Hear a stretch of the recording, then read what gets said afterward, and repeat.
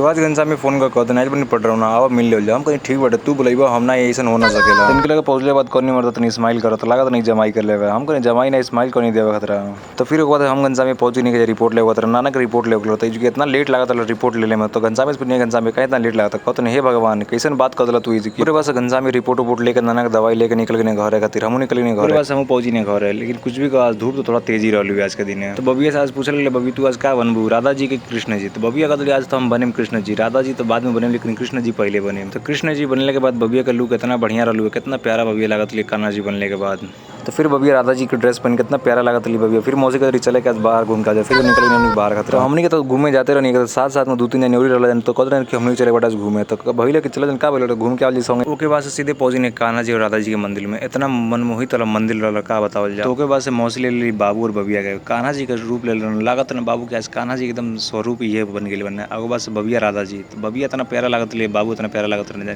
कितना बढ़िया लागत रहा दुनिया के देख के ना कि सबके इन्हीं लोग की तरफ देखते रहे हैं। फिर कुछ देर आगे निकलने के बाद देखा नहीं प्यारा सा पंडाल है मैं कुछ बनी लोग इतना प्यारा डांस करते कान्हा जी का गाना राधा जी और कान्हा जी के मंदिर दूसरे मंदिर में ई मंदिर इतना बढ़िया भी लागत एहू मंदिर में 10 मिनट बैठने के बाद इतना मन शांत हो गई। फिर पहुंच गए श्याम बाबा के मंदिर में जाते इतना मन गदगद हो गया लेकिन भजन सुनने के बाद और मन मोहित हो गया भैया के मुँह से भजन सुनने के बाद इतना अच्छा लगा हुआ आज के प्यारा मिनी ब्लॉग आप सभी का कैसे लगा अच्छा लगा तो सब्सक्राइब करें बेल आइकन दबा लें मिलते हैं फिर नेक्स्ट मिनी ब्लॉग में।